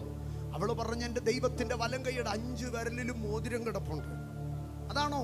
അല്ല. അവൾ പറഞ്ഞു, അവന്റെ വലങ്കൈ ബലത്തിൽ മഹത്വപ്പെട്ടു. അവന്റെ വലങ്കൈയുടെ മഹത്വം അവന്റെ കൈയുടെ ബലമാണ്. യോഹന്നാൻ കുഞ്ഞുനാളിൽ കേട്ടിട്ടുണ്ട്, ബലത്തിൽ മഹത്വപ്പെടുന്ന ഒരു വലങ്കരമുണ്ട് ദൈവത്തിനെന്ന്. ഇപ്പോൾ യോഹന്നാൻ തൻ്റെ കണ്ണിൻ്റെ മുമ്പിൽ കാണുകയാണ് ബലത്തിൽ മഹത്വപ്പെടുന്ന വലങ്കൈ. സ്തോത്ര. പുറപ്പാട് പുസ്തകം 15-ാം അധ്യായം 6-ാം വാക്യത്തിൽ പറയുകയാണ്, ദൈവത്തിൻ്റെ വലങ്കൈ ബലത്തിൽ മഹത്വപ്പെട്ടു. തീർന്നില്ല. അതിൻ്റെ അടുത്ത ഭാഗം ഇങ്ങനെയാണ് പറയുന്നത്, അവൻ്റെ വലങ്കൈ ശത്രുവിനെ തകർത്തു കളഞ്ഞിരിക്കുന്നു. യോഹന്നാൻ പത്മോസിന്റെ ദ്വീപിലിരിക്കുമ്പോൾ ദൈവത്തിന്റെ വലങ്കൈ കാണുകയാണ്. ആ വലങ്കൈക്കകത്ത് യോഹന്നാൻ ഒരു കാര്യം തിരിച്ചറിഞ്ഞോ, എനിക്കെതിരായി നിൽക്കുന്ന ഡൊമേഷ്യനെയോ റോമൻ ഭരണകൂടത്തെയും തകർത്ത് കളയുന്ന ദൈവത്തിന്റെ വലങ്കയാണിത്. മിസ്രൈമിലെ ഈജിപ്തിനെ തകർത്ത് കളഞ്ഞെങ്കിൽ റോമിനെ തകർത്ത് കളവാൻ അവന് പ്രയാസമില്ല. ഈജിപ്തിനകത്തു നിന്ന് ഇസ്രായേലിനെ പുറത്തു കൊണ്ടുവന്നെങ്കിൽ ഈ പത്മോസിൽ നിന്ന് പുറത്തു കൊണ്ടുവരുവാൻ അവന് കഴിയും. ഇന്ന് രാത്രി ഞാൻ ചോദിക്കുന്നു, നിനക്ക് ദൈവത്തിന്റെ വലങ്കൈ കാണാൻ കഴിയുന്നുണ്ടോ? Are you able to see the right hand of God? ഇന്ന് രാത്രി ഇതിനകത്ത് ചിലർക്ക് ദൈവത്തിന്റെ വലങ്കൈ വെളിപ്പെടുകയാണ്. അവന്റെ വലങ്കൈ ബലത്തിൽ മഹത്വപ്പെട്ടോ. അവന്റെ വലങ്കൈ ശത്രുവിനെ തകർത്തു കളഞ്ഞോ. അമേ.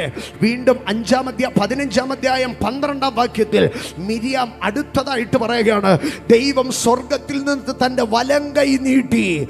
അതെ, അവക്ക് വേണമെങ്കിൽ ഒരു കാര്യം പറയാ, എൻ്റെ അച്ചാച്ചൻ കൈനീട്ടി, അല്ലേ എൻ്റെ കുഞ്ഞാങ്ങളെ കൈനീട്ടി. മിരിയാമിന് വേണമെങ്കിൽ പറയാ, എൻ്റെ അനിയൻ മോശ കൈനീട്ടിയപ്പോഴാണ് ഇത് നടന്നതെന്ന്. അവള് പക്ഷേ അങ്ങനെ പറഞ്ഞില്ല. അവൾ എന്താ പറഞ്ഞെന്നറിയാമോ? എൻ്റെ ദൈവ സ്വർഗത്തിൽ നിന്ന് വലങ്കൈ നീട്ടി. അപ്പം നിന്റെ ആങ്ങളെ മോശയോ? അവൻ ചുമ്മാ നീട്ടിയെന്നേ ഉള്ളൂ. യഥാർത്ഥത്തിൽ നീട്ടിയത് ആരായിരുന്നോ? എൻ്റെ ദൈവമാണ് വലങ്കൈ നീട്ടിയത്. ദൈവം വലങ്കൈ നീട്ടി. എന്തോ സംഭവിച്ചോ? ഭൂമി ഫറവോനെ വിഴുങ്ങി എന്ന് പറഞ്ഞാൽ ഭൂമിയെ നിയന്ത്രിക്കുന്നതാണ് എൻ്റെ ദൈവത്തിൻ്റെ വലങ്കൈ. ഭൂമിയെ നിയന്ത്രിക്കുന്നതാണ് എൻ്റെ ദൈവത്തിൻ്റെ വലങ്കൈ. ഇന്ന് രാത്രി എത്ര പേർക്ക് വിശ്വസിപ്പാൻ കഴിയുന്നുണ്ട്? ആമേൻ. ബലമുള്ള ദൈവത്തിൻ്റെ വലങ്കൈ, ആമേൻ. ശത്രുവിനെ തകർക്കുന്ന ദൈവത്തിൻ്റെ വലങ്കൈ, ഭൂമിയെ നിയന്ത്രിക്കുന്ന ദൈവത്തിൻ്റെ വലങ്കൈ. ഇതൊക്കെ കൊച്ചുനാളി സിനഗോഗിൽ പാടിക്കേട്ടതാ യോഹന്നാൻ. അപ്പോൾ ആ വലങ്കൈ യോഹന്നാൻ എന്ത് ചെയ്യുകയാണെന്നറിയാവോ? കാണുകയാണ്. ഇത് കാണാൻ യോഹന്നാൻ എവിടെ പോയി? യോഹന്നാൻ ഏത് തിയേറ്ററിലാണ് പോയത്? പത്മോസിന്റെ കഷ്ടതയുടെ തിയേറ്ററിനകത്ത്. ഇന്ന് രാത്രി നീ അറിയണം, നീ ചില പത്മോസുകളിലേക്ക് കടത്തപ്പെടുമ്പോൾ നീ അതിനകത്ത് ദൈവത്തിൻ്റെ പുരാതന മഹത്വങ്ങളെ കാണുകയാണ്. ഇപ്പൊ യോഹന്നാൻ കേട്ടിട്ടുണ്ട് മിരിയാം പാടിയ പാട്ട്. ദൈവത്തിൻ്റെ വലങ്കൈ അത് ബലമുള്ളതാണ്, അത് ശത്രുവിനെ തകർക്കുന്നതാണ്, അത് ഭൂമിയെ നിയന്ത്രിക്കുന്നതാണ്. ആ വലങ്കയെ യോഹന്നാൻ കണ്ടു. പിന്നെയും യോഹന്നാന്റെ മനസ്സിനകത്ത് നിറഞ്ഞു വരികയാണ്. താൻ സങ്കീർത്തനങ്ങളിൽ പാടിക്കേട്ട ഒരു പദമുണ്ട്. 17-ാം സങ്കീർത്തനം 7-ാം വാക്യം, തന്നെ ശരണമാക്കുന്നവരെ അവരോട് എതിർക്കുന്നവരുടെ കയ്യിൽ നിന്ന് തൻ്റെ വലങ്കയ്യാൽ രക്ഷിക്കുന്നവനായിരിക്കുന്ന ദൈവം. ഞാൻ ഒരിക്കൽ കൂടെ പറയാം, തന്നെ ശരണമാക്കുന്നവനെ അവനോട് എതിർക്കുന്നവൻ്റെ കയ്യിൽ നിന്ന് തൻ്റെ വലങ്കയ്യാൽ രക്ഷിക്കുന്നവനായ ദൈവം. അപ്പം ദൈവത്തെ ഒരുവൻ ശരണമാക്കിയാൽ ആ ശരണമാക്കുന്നവൻ ഏത് പാവപ്പെട്ടവനായിരുന്നാലും അവനെ ഒരുത്തൻ ഉപദ്രവിച്ചാൽ ദൈവം വലങ്കൈ നീട്ടി ഇടയിൽ കയറി നിന്നും പ്രവർത്തിക്കുമെന്ന്. ഇപ്പോൾ യോഹന്നാൻ ആ വലങ്കൈ കാണുകയാണ്. യോഹന്നാൻ ഒരു കാര്യം ഉറപ്പായി, ഞാൻ ദൈവത്തെ ശരണമാക്കുന്നവനാ. ഇന്ന് എന്നോട് എതിർക്കുന്നത് ഡൊമേഷ്യനും റോമാ സാമ്രാജ്യവുമാണ്. പക്ഷേ എനിക്ക് ഉറപ്പുണ്ട്, ഞാൻ അവനെ ശരണമാക്കുന്നവനാ. തൻ്റെ വലങ്കയ്യാൽ എന്നോട് എതിർക്കുന്നവരുടെ കയ്യിൽ നിന്ന് അവൻ എന്നെ രക്ഷിക്കും. യോഹന്നാന്റെ വിശ്വാസം ഇങ്ങനെ വർദ്ധിച്ചു വരിക. ഇതാ സിംഹാസനത്തിലിരിക്കുന്നവൻ്റെ വലങ്കൈ എനിക്ക് കാണാം. ഇനിയും ഇതിനെക്കാട്ടിലൊക്കെ മനോഹരമായിരിക്കുന്ന വിഷയം അപ്പോസ്തലപ്രവൃത്തി 5-ാം അധ്യായത്തിലേക്ക് കടന്നു വരുമ്പോൾ, അപ്പോസ്തലപ്രവൃത്തി 5-ാം അധ്യായത്തിൽ പത്രോസും യോഹന്നാനും കൂടെ ഈ വലങ്കയെ കുറിച്ച് പ്രസംഗിച്ചിട്ടുണ്ട്. യോഹന്നാനും പത്രോസും ചേർന്ന് ഒരു മുടന്തനെ എഴുന്നേൽപ്പിച്ച് സൗഖ്യമാക്കി. അതിനടുത്ത ഭാഗത്തിലേക്ക് വരുമ്പോൾ ഇവരെ എല്ലാവരും വളഞ്ഞു നിർത്തി ക്വസ്റ്റ്യൻ ചെയ്യുക. യോഹന്നാൻ തിരിഞ്ഞു നിന്നിട്ടൊരു കാര്യം പറഞ്ഞു. യോഹന്നാനും പത്രോസും കൂടെ, നിങ്ങൾ മരത്തിന്മേൽ ഒരുത്തന്നെ തൂക്കിക്കൊന്നത് ഓർമ്മയുണ്ടോ? ചില വർഷങ്ങൾക്ക് മുമ്പ് ഞങ്ങൾ അവൻ്റെ പുറകെ നടന്നവനാ. നിങ്ങൾ മരത്തിന്മേൽ തൂക്കിക്കൊന്ന നസറേത്തുകാരൻ യേശു ഉണ്ടല്ലോ, അവനെ അരിമത്തയിലെ യോസഫിൻ്റെ കല്ലറയിൽ കൊണ്ടുപോയി അടച്ചു. പക്ഷെ 3-ാം ദിവസം ദൈവം അവനെ ഉയർപ്പിച്ചു. 40 ദിവസങ്ങൾ കഴിഞ്ഞ് ഒലിവുമലയുടെ മുകളിൽ നിന്ന് അവനെ ദൈവം ഇങ്ങനെ ഉയർത്തിക്കൊണ്ടുപോകുന്നത് ഞങ്ങൾ കണ്ടു. അതെങ്ങനെയാണ് ദൈവം ഉയർത്തിയതെന്നറിയാമോ? തൻ്റെ വലങ്കയ്യാൽ ഉയർത്തിയിരിക്കും. ഇത് യോഹന്നാൻ പ്രസംഗിച്ചതാ. യോഹന്നാൻ പ്രസംഗിച്ച ദൈവത്തിൻ്റെ വലങ്കൈ ഇപ്പോൾ യോഹന്നാൻ കാണുകയാണ്. ഇന്ന് രാത്രി എന്നെ കേൾക്കുന്ന എൻ്റെ ദൈവ പൈതലേ, ദൈവത്തിൻ്റെ വലങ്കൈ നിന്റെ മുമ്പാകെ വെളിപ്പെടുകയാണ്. ബലമുള്ള ദൈവത്തിൻ്റെ വലങ്കൈ, ശത്രുവിനെ തകർക്കുന്ന ദൈവത്തിൻ്റെ വലങ്കൈ, ആമേൻ, ഭൂമിയെ നിയന്ത്രിക്കുന്ന ദൈവത്തിൻ്റെ വലങ്കൈ, നിന്നോട് എതിർക്കുന്നവരുടെ കയ്യിൽ നിന്ന് നിന്നെ രക്ഷിക്കുന്ന ദൈവത്തിൻ്റെ വലങ്കൈ, നിന്നെ ഉയർത്തുന്ന ദൈവത്തിൻ്റെ വലങ്കൈ. യോഹന്നാൻ പ്രവാചക വാക്യങ്ങളെ ഇങ്ങനെ ഏറ്റുപറഞ്ഞോ, ആമേൻ, എൻ്റെ നീതിയുള്ള വലങ്കൈ കൊണ്ട് ഞാൻ നിന്നെ താങ്ങും എന്നുള്ള വാക്കുകളെ യോഹന്നാൻ ഓർത്തോ. പക്ഷേ ഇപ്പോൾ യോഹന്നാൻ നോക്കിയപ്പോൾ ഈ വലങ്കൈ താങ്ങുകയല്ല, ഈ വലങ്കൈ രക്ഷിക്കുകയല്ല, ഈ വലങ്കൈ വീര്യം പ്രവർത്തിക്കുകയല്ല. പകരം ഈ വലങ്കൈ സിമ്പിളി എന്തോ ചെയ്തുകൊണ്ടിരിക്കുകയാണെന്നറിയാമോ? ഈ വലങ്കൈ ഒരു ചുരുളിനെ പിടിച്ചുകൊണ്ടിരിക്കുകയാണ്. ഇപ്പോൾ യോഹന്നാൻ നോക്കിയിട്ട് ഒരു കാര്യം പറയുകയാണ്, ദൈവത്തിൻ്റെ വലങ്കൈ പ്രവർത്തിക്കുന്ന വലങ്കൈ മാത്രമല്ല, അവൻ്റെ വലങ്കൈക്കകത്ത് ചിലതുണ്ട്. ഇന്ന് രാത്രി ആമേൻ പറഞ്ഞാട്ടെ, ദൈവത്തിൻ്റെ വലങ്കൈക്കകത്ത് എനിക്ക് വേണ്ടിയതുണ്ട്. ദൈവത്തിൻ്റെ വലങ്കൈക്കകത്ത് എനിക്ക് വേണ്ടിയതുണ്ട്. എന്താണ് ദൈവത്തിൻ്റെ വലങ്കൈക്കകത്തുള്ളത്? ഞാൻ വേഗത്തിൽ അവസാനിപ്പിക്കാം. ആമേൻ, ഒരു 5 ഭാഗങ്ങളെ പറഞ്ഞ് ഞാൻ പൂർത്തീകരിക്കുക. എന്താണ് ദൈവത്തിൻ്റെ വലങ്കൈയിലുള്ളത്? ആമേൻ, 1-ാമത്തെ ഭാഗത്തിലേക്ക് ഞാൻ കടന്നു വരാം. ഇസ്രായേലിൻ്റെ മിസ്രൈമിൽ നിന്നുള്ള കനാനിലേക്കുള്ള മരുഭൂപ്രയാണം. ആ മരുഭൂപ്രയാണത്തിൻ്റെ അന്ത്യസമയങ്ങളിലേക്ക് അടുത്തു വരുന്ന വേളയിൽ സ്തോത്ര, മോവാബ് സമഭൂമിയിലെത്തിയ മോശ എന്ന 40 സംവത്സരത്തോളം അവരെ വഴി നടത്തിയ മനുഷ്യൻ ഇപ്പോൾ മരണത്തോടടുക്കുകയാണ്. തൻ്റെ മരണത്തിന് തൊട്ട് മുൻപേ താൻ ഇസ്രായേലിന് മുൻപാകെ അന്ത്യപ്രഭാഷണം നടത്തുകയാണ്. അന്ത്യപ്രഭാഷണത്തിൻ്റെ ആരംഭ വരികൾ ഇങ്ങനെയാണ്. പറഞ്ഞത്, നീ ദൈവത്തെ കണ്ടിട്ടുണ്ടോ? ആ ദൈവത്തെ കണ്ടിട്ടുണ്ടോ എന്നുള്ള ചോദ്യത്തിനകത്ത് മോശ 3 കാര്യങ്ങളാണ് മറുപടി പറയുന്നത്. ആവർത്തന പുസ്തകം 33-ാം അധ്യായം 2-ാം വാക്യം, അവൻ സീനായിൽ നിന്ന് വന്നോ, അവൻ സെയീരിൽ നിന്ന് ഉദിച്ചു, അവൻ പാറാനിൽ നിന്ന് വിളങ്ങി, അവൻ്റെ വലങ്കയിൽ അഗ്നിമയമായ ഒരു പ്രമാണം ഉണ്ടായിരുന്നു. അവിടെ ദൈവത്തിൻ്റെ അപ്പിയറൻസിന്, ദൈവത്തിൻ്റെ പ്രത്യക്ഷതയ്ക്ക് 3 കാര്യങ്ങൾ പറയുകയാണ്. ഞാനത് പറഞ്ഞ് മുമ്പോട്ട് പോകാം. ഒന്നാമത് പറയുകയാണ്, ദൈവ സീനായിൽ നിന്ന് വന്നോ. എന്താണ് സീനായി എന്ന വാക്കിൻ്റെ അർത്ഥം? ഉടമ്പടി എന്നാണ് അതിൻ്റെ അർത്ഥം. എന്ന് പറഞ്ഞാൽ ദൈവം ഒരു ഉടമ്പടിയുമായി കടന്നു വന്നോ. രണ്ടാമത് പറയുകയാണ്, ദൈവ സെയീരിൽ നിന്ന് ഉദിച്ചു പൊങ്ങിയെന്ന്.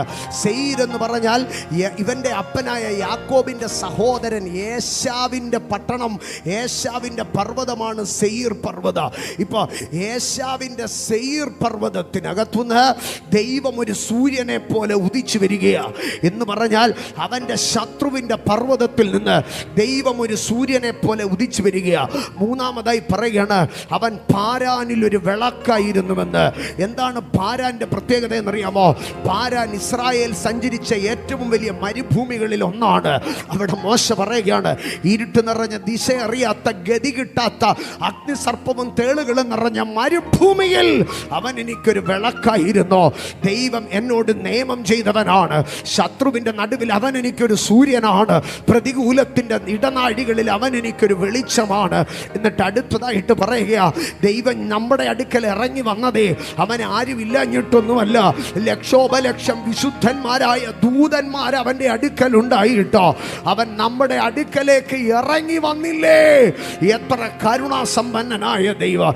എന്നിട്ട് പറയുകയാണ്, അവൻ്റെ കയ്യിൽ അഗ്നിമയമായ ഒരു പ്രമാണമുണ്ടായിരുന്നു. ഇന്ന് രാത്രി ഞാൻ ഒന്നാമത്തെ ചോദ്യത്തിന് ഉത്തരം നിങ്ങളോട് പറയുകയാണ്, ദൈവത്തിൻ്റെ കയ്യിൽ എന്തുണ്ട്? അഗ്നിമയമായ ഒരു പ്രമാണം. എൻ്റെ സഹോദരങ്ങളെ, ഞാൻ നിങ്ങളോട് ചോദിക്കുന്നു, തീയെ ഇഷ്ടമല്ലാത്തവരാരെങ്കിലും ഉണ്ടോ? ഇന്ന് രാത്രി ഇവിടെ തീയെ ഇഷ്ടമല്ല എന്ന് പറയുന്നവരാരെങ്കിലും ഉണ്ടോ? തീയെ ഇഷ്ടമല്ലാത്തവരുണ്ടെങ്കിൽ നാളെ തുടങ്ങി കഞ്ഞി കുടിക്കാൻ പറ്റുകയില്ല. ആമേ. നമ്മുടെ ജീവിതത്തിൽ സകലവും നടക്കുന്നത് എന്തുകൊണ്ടാണെന്നറിയാമോ? തീക്കകത്താണ് നടക്കുന്നത്. ആമേൻ. വെള്ളം കുടിക്കുന്നത് തുടങ്ങി സകലതും അഗ്നിക്കകത്താണ് നൽകുന്നത്. ഒരു മനുഷ്യനെ ഏറ്റവും കൂടുതൽ ലോകത്തിൽ സഹായിക്കുന്ന ഒരു സംവിധാനം എന്താണെന്നറിയാമോ? തീയാണ്. അപ്പോൾ തീയെ ഇഷ്ടമില്ലാത്തവരാരെങ്കിലും ഇതിനകത്തുണ്ടോ? ഇല്ല. തീയെ എല്ലാവർക്കും ഇഷ്ടമാണ്. പക്ഷേ ഞാൻ ഒരു കാര്യം ചോദിക്കാം, ഇത്രേ ഇഷ്ടമുള്ള തീയെ പേടിയില്ലാത്തവരാരേലും ഉണ്ടോ? ഇല്ല. ഇന്ന് രാത്രി തീയെ ഇഷ്ടമില്ലാത്ത ഒരാളും ഇതിനകത്തില്ല, തീയെ പേടിയില്ലാത്ത ഒരാളും ഇതിനകത്തില്ല. അപ്പൊ അഗ്നിമയമായ പ്രമാണം എന്ന് പറഞ്ഞാൽ തീ സകല മനുഷ്യനും അനുഗ്രഹമായിരിക്കുന്നത് പോലെ ദൈവത്തിന്റെ കയ്യിലിരിക്കുന്ന പ്രമാണ സകല മനുഷ്യനും അനുഗ്രഹമാണ്. സകല മനുഷ്യനും അനുഗ്രഹമാണ്. ദൈവത്തിന്റെ വലം കയ്യിൽ ഒരു പ്രമാണമുണ്ട്. ആമേ. അറിയായ്മയുടെ കാലങ്ങളെ ദൈവം ഇപ്പോൾ ഗണ്യമാക്കാതെ എല്ലായിടത്തും എല്ലാവരും മാനസാന്തരപ്പെടണമെന്ന് ദൈവം കൽപ്പിക്കുന്നു. അവന്റെ പ്രമാണം മാനസാന്തരപ്പെടണമെന്നുള്ളതാണ്. അവന്റെ പ്രമാണം നിങ്ങളുടെ പാപങ്ങളുടെ മോചനത്തിനായി ഓരോരുത്തൻ പിതാവിൻ്റെയും പുത്രന്റെയും പരിശുദ്ധാത്മാവിൻ്റെയും നാമത്തിൽ സ്നാനമേൽക്കണം. അതവന്റെ പ്രമാണമാണ്. ആമേൻ. സ്നാനപ്പെട്ട് കർത്താവായ യേശുവിനെ രക്ഷകനായി സ്വീകരിക്കുന്ന മനുഷ്യൻ അവൻ പാപത്തോടും പാപികളോടും വേർപെട്ട് ജീവിക്കണം. ആമേൻ. അശുദ്ധിക്കും വിശുദ്ധിക്കും തമ്മിൽ എന്ത് യോഗ്യത? വിഗ്രഹത്തിനും ദൈവാലയത്തിനും തമ്മിൽ എന്ത് പൊരുത്ത? ദൈവത്തിനും ബിലയാലിനും തമ്മിൽ എന്ത് സമ്പർക്കം? ഇല്ല. അവരുടെ നടുവിൽ നിന്ന് പുറപ്പെട്ട് വേർപെട്ടിരിപ്പേൻ. ഞാൻ വിശുദ്ധനാകയാൽ നിങ്ങളും വിശുദ്ധരായിരിപ്പേ. ദൈവത്തിന്റെ അഗ്നിമയമായ പ്രമാണം അത് മാനസാന്തരമാണ്, അത് സ്നാനമാണ്, അത് വേർപാടിനകത്ത് ജനിക്കുന്ന വിശുദ്ധിയുടെ ജീവിതമാണ്, അത് അപ്പം നുറുക്കുന്നതാണ്, അത് കൂട്ടായ്മ ആചരിക്കുന്നതാണ്. എല്ലാറ്റിലും ഉപരി അവനൊന്ന് കൽപ്പിച്ചോ, ഞാൻ പോയി സ്ഥലം ഒരുക്കിയാൽ ഞാൻ ഇരിക്കുന്ന ഇടത്ത് നിങ്ങളും ഇരിക്കേണ്ടതിന് പിന്നെയും വന്ന് നിങ്ങളെ എൻ്റെ അടുക്കൽ ചേർത്തുകൊള്ളോ. ആകയാൽ കള്ളനും തുരുമ്പും പുഴുവും നശിപ്പിക്കുന്ന ഈ ലോകത്തിലല്ല നിന്റെ നിക്ഷേപ, സ്വർഗത്തിലാണ് നിന്റെ നിക്ഷേപ. ആകയാൽ സ്വർഗത്തിൽ നീ നിക്ഷേപം ശേഖരിക്കണം. ഇത് ദൈവത്തിന്റെ കൽപ്പനയാണ്. ഇന്ന് രാത്രി എന്നെ കേൾക്കുന്ന കേൾക്കുന്ന ദൈവ പൈതലേ, ഈ കൽപ്പന പ്രമാണിക്കുന്നവനൊരു ദോഷവും വരത്തില്ല. അഗ്നി ഒരു അനുഗ്രഹമാണ്, അഗ്നി ഒരു നന്മയാണ്. നീ മാനസാന്തരപ്പെട്ടാൽ നിന്റെ കുടുംബത്തിൽ നന്മയുണ്ടാകുക, നീ സ്നാനപ്പെട്ടാൽ നിന്റെ കുടുംബത്തിൽ നന്മയുണ്ടാകുക. നീ ഇരുതോണിയിൽ കാലുവെക്കാതെ വേർപെട്ട് ആത്മാവിലും സത്യത്തിലും ആരാധിക്കാൻ തുടങ്ങിയാൽ നിന്റെ കുടുംബത്തിൽ നന്മയുണ്ടാകുക. വ്യാഴാഴ്ച രാത്രിയിലെ ഡെലിവറൻസിന് മാത്രമല്ല, ഉയർപ്പിന്റെ കർത്തൃദിവസത്തിൽ ആത്മാവിലും സത്യത്തിലും വേർപെട്ട് ആരാധിക്കാൻ ധൈര്യത്തോടെ പുസ്തകമെടുത്ത് പട്ടണത്തിന്റെ നടുവിൽ കൂടി നീ നടക്കാൻ തുടങ്ങിയാൽ സന്ധ്യമയങ്ങുന്ന ഡെലിവറൻസ് മീറ്റിംഗിന് മാത്രമല്ല, സൂര്യൻ ഉദിക്കുന്ന ഞായറാഴ്ച ഉയർപ്പിന്റെ ദിനത്തിലെ ആരാധനയ്ക്ക് നീ കർത്താവിന്റെ നാമം ചൊല്ലി ഒന്ന് ഇറങ്ങി തിരിച്ചാൽ അത് നിനക്കൊരു അനുഗ്രഹത്തിന്റെ ആരംഭമായിരിക്കും. അവൻ്റെ പ്രമാണം അഗ്നിമയമാണ്, അതൊരു അനുഗ്രഹമാണ്. പക്ഷെ ഒരു കാര്യം ഞാൻ പറയട്ടെ, അഗ്നിമയമായ പ്രമാണം ഈ അഗ്നിയോട് കളിക്കാൻ നിന്നാൽ, ഈ അഗ്നിയെ കൊണ്ട് തീക്കൊള്ളിയെ കൊണ്ട് തലചൊറിയാൻ നിന്നാൽ അതിൻ്റെ റിസൾട്ട് വേറെ ആയിരിക്കാം. ഇന്ന് രാത്രി കഴിഞ്ഞ 21 നൂറ്റാണ്ടുകളായി ക്രൈസ്തവതയുടെ മാർഗം ദേശത്തിൽ ഉയർന്നു നിൽക്കുന്നത് പച്ച പരവതാനിക്കകത്തൂടല്ല.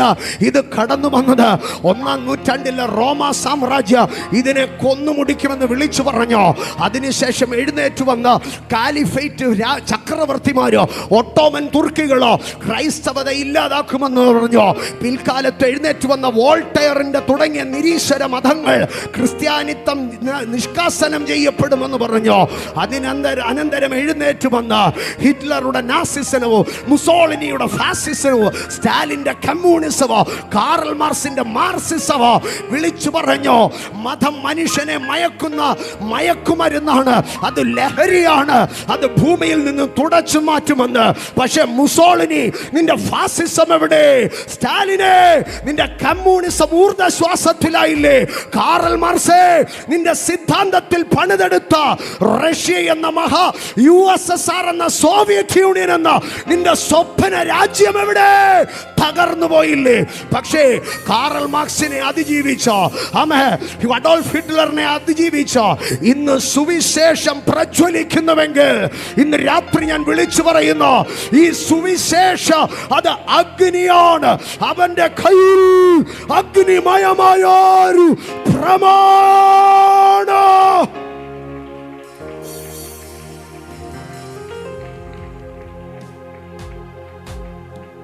ഇന്ന് രാത്രി ഞങ്ങൾ പ്രസംഗിക്കുന്ന സുവിശേഷം ഇത് അഗ്നിയുടെ സുവിശേഷമാണ്. ഇന്ന് രാത്രി ഞങ്ങൾ പ്രസംഗിക്കുന്ന ദൈവശക്തി അത് അഗ്നിയുടെ ശക്തിയാണ്. ഇന്ന് രാത്രി ഞങ്ങൾ പ്രസംഗിക്കുന്ന പരിശുദ്ധാത്മാവിന്റെ ഉണർവ് അത് അഗ്നിയുടെ ഉണർവാണ്. ഇതിനെ വേണ്ടും വേണം സ്വീകരിച്ചാൽ ഇത് നിന്റെ ജീവിതത്തിന്റെ അവസ്ഥയെ മാറ്റോ.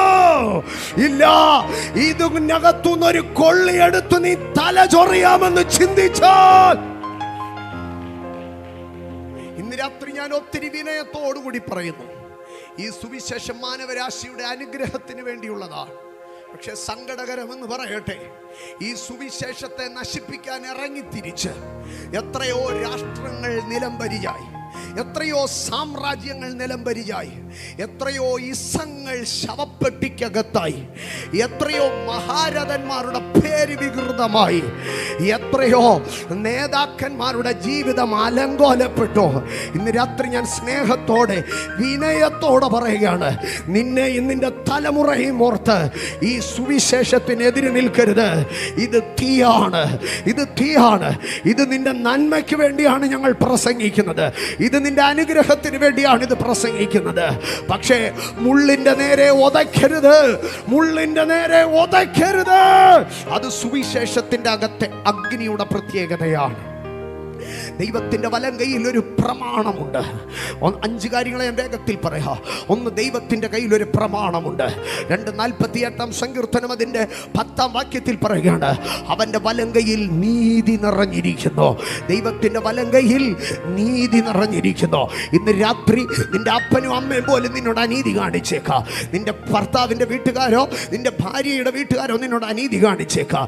നീ പുരുഷായുസ് മുഴുവൻ അധ്വാനിച്ച നിന്റെ മുതലാളി നിന്നോട് നിന്നോട് അനീതി കാണിച്ചേക്കാം. പക്ഷെ ഇന്ന് രാത്രി നീ ദൈവത്തിന്റെ വലങ്കരങ്ങളിൽ ഉയർത്ത്. നിന്റെ നീതി അവന്റെ വലങ്കയിലുണ്ട്.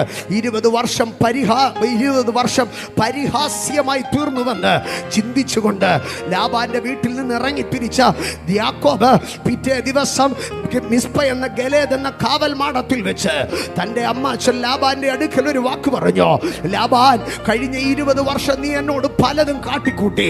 പക്ഷേ ഇന്ന് ഞാൻ 2 കൂട്ടമായി ഇവിടെ വന്നതിന്റെ പിമ്പിൽ ഒരു കാരണമുണ്ട്. കഴിഞ്ഞ രാത്രിയിൽ എൻ്റെ ദൈവം എനിക്ക് ന്യായം വിധിച്ചോ. ഞാൻ യാക്കോബിന്റെ അടുക്കൽ ചെന്ന് ചോദിച്ചോ, അല്ല യാക്കോബേ, ഞങ്ങളുടെ നാട്ടിലൊക്കെ കോടതി രാവിലെ 10 മണി തുടങ്ങി 5 മണി വരെയാ. പിന്നെ സാറെങ്ങനാ പറഞ്ഞത് ഇന്നലെ രാത്രി ന്യായം വിധിച്ചെന്ന്? എൻ്റെ അടുക്കൽ യാക്കോബ് വിളിച്ചു പറഞ്ഞു, കുഞ്ഞെ, നീ ഒരു യാഥാർത്ഥ്യം അറിയണം. ഇസ്രായേലിന്റെ പരിപാലകൻ അവൻ മയങ്ങുകയുമില്ല, അവൻ ഉറങ്ങുകയുമില്ല.